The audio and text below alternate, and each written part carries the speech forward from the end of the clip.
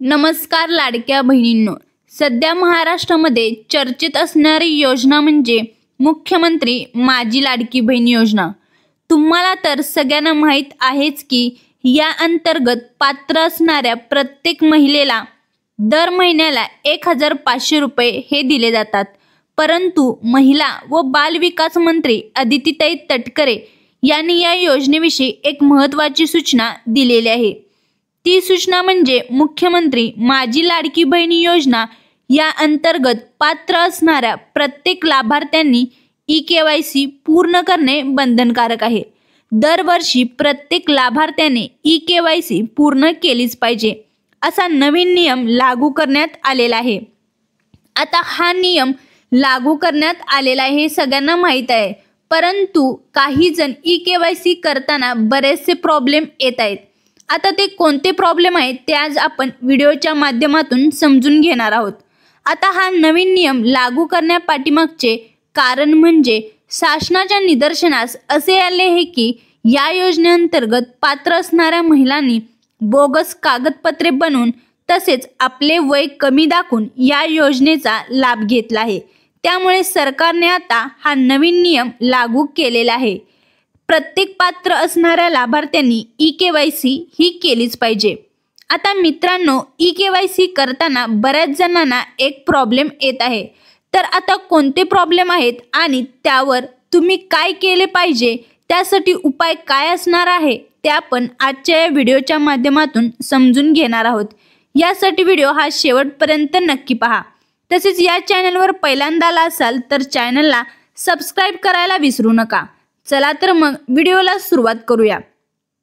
आता लाडक्या बहिणींनो, तो प्रॉब्लेम नेमका काय आहे तर ई-केवायसी करताना प्रत्येकाला OTPचा प्रॉब्लेम येत आहे।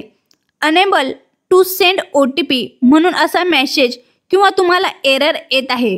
आता लाडक्या बहिणींनो, हा प्रॉब्लेम का येत आहे तर मुख्यमंत्री माझी लाडकी बहीण योजना या योजनेचा लाभ घेत असणाऱ्या बऱ्याचशा कोटीमध्ये महिला आहेत। तर त्या एकाच वेळी ई-केवायसी करत असल्यामुळे नेटवर्क प्रॉब्लेम येत आहे। तर तुम्ही ही ई-केवायसी करताना रात्री 11 नंतर तुम्ही करू शकता। जर तुम्ही 11 नंतर ही ई-केवायसी केला तर तुमचे नक्कीच हा प्रॉब्लेम येणार नाही, हे लक्षात ठेवा। यानंतर अजून एक ई-केवायसी करताना जो प्रॉब्लेम येत आहे तो म्हणजे बऱ्याच लाडक्या बहिणींना ई-केवायसी करत असताना जेव्हा आधार क्रमांक टाकतो तेव्हा तिथे एरर येत आहे। सदर आधार क्रमांक हा योजनेच्या पात्र यादीत समाविष्ट नाही असा मेसेज तुम्हाला आलेला दिसेल। तर तेव्हा लाडक्या बहिणींनो, तुम्ही समजून जायचे आहे की मुख्यमंत्री माझी लाडकी बहीण योजनेसाठी अपात्र झालेले आहे। इथून पुढे तुम्हाला या योजनेचा लाभ घेता नाही, हे सरळ गोष्ट तुम्ही लक्षात ठेवायची आहे।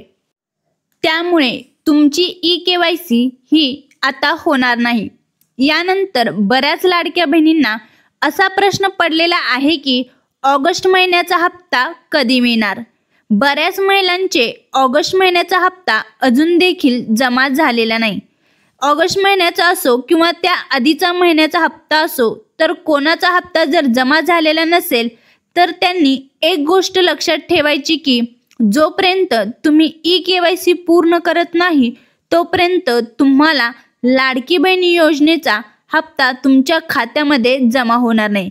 ज्यावेळेस तुमची ई-केवायसी ही पूर्ण होईल त्याच वेळेस तुमच्या खात्यामध्ये हप्ता हा जमा होईल। बाल विकास अदितीताई तटकरे यांनी ई-केवायसी करणे हे प्रत्येक पात्र लाभार्थ्यांना बंधनकारक असल्याचे सांगितले आहे। यानंतर बऱ्याच लाडक्या बहिणींना अजून एक प्रश्न पडलेला आहे की ई-केवायसी करताना आधार क्रमांक हा नक्की पतीचा टाकायचा की वडिलांचा टाकायचा। बऱ्याच लाडक्या बहिणींना हे आपले नाव चेंज केलेले आहेत, त्यामुळे नक्की कोणाचा आधार क्रमांक टाकायचा हे लक्षात येत नाही। तर एक गोष्ट लक्षात ठेवा की तुमच्या आधार कार्डवर ज्या म्हणजे पतीचे जर नाव असेल किंवा वडिलांचे नाव असेल, या दोन्हींपैकी कोणाचे नाव आहे त्याचा आधार क्रमांक तुम्ही टाकून ई-केवायसी ही पूर्ण करायची आहे। त्यामुळे लक्षात ठेवा की तुमचे आधार कार्ड पहा आणि त्यावर तुमचे नाव कोणाचे आहे हे नीट बघून तुम्ही तुमची eKYC ही पूर्ण करून घ्यायची आहे। यानंतर अजून एक प्रश्न असतो की वडील किंवा जर पती नसेल तर काय करायचे आहे। सध्या टेक्निकल टीमने अजून यावर पर्याय सांगितला नाही, तोपर्यंत सर्व लाडक्या बहिणींनी प्रतीक्षा करायची आहे। यावर पर्याय उपलब्ध झाल्यानंतर लवकरच तुम्हाला व्हिडिओच्या माध्यमातून सांगितले जाईल। तोपर्यंत ज्या लाडक्या बहिणींचे वडील असतील किंवा पती असतील त्यांनी त्यांचा आधार क्रमांक टाकून आपली eKYC पूर्ण करून घ्यायची आहे।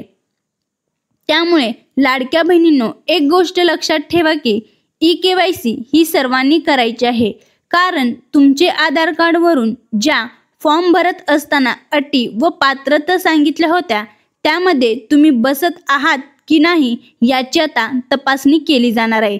यावरून तुम्ही पात्र आहात की नाही ही गोष्ट तुमच्या लक्षात येणार आहे। त्यामुळे प्रत्येकाने eKYC ही करायची आहे।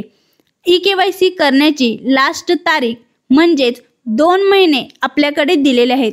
हा सप्टेंबर महिना आणि ऑक्टोबर महिना हे 2 महिने तुमच्याकडे आहेत।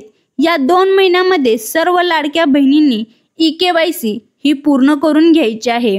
ज्या लाडक्या बहिणींनी eKYC करणार नाहीत त्या लाडक्या बहिणींना या योजनेमधून अपात्र केले जाणार आहे, तसेच त्यांना हप्ता देखील बंद केला जाणार आहे, असे सरळ आदितीताई तटकरे यांनी सांगितले आहे। त्यामुळे लाडक्या बहिणींनो, तुम्हाला एक रिक्वेस्ट आहे की सर्वांनी eKYC ही पूर्ण करून घ्यायची आहे। व्हिडिओ आवडला असेल तर लाईक करा आणि आपल्या जास्तीत जास्त लाडक्या बहिणींना शेअर करा, जेणेकरून त्यांनाही eKYC करताना कोणता प्रॉब्लेम येऊ नये। पुन्हा भेटूया नवीन व्हिडिओमध्ये नवीन माहितीसह। जय हिंद, जय महाराष्ट्र।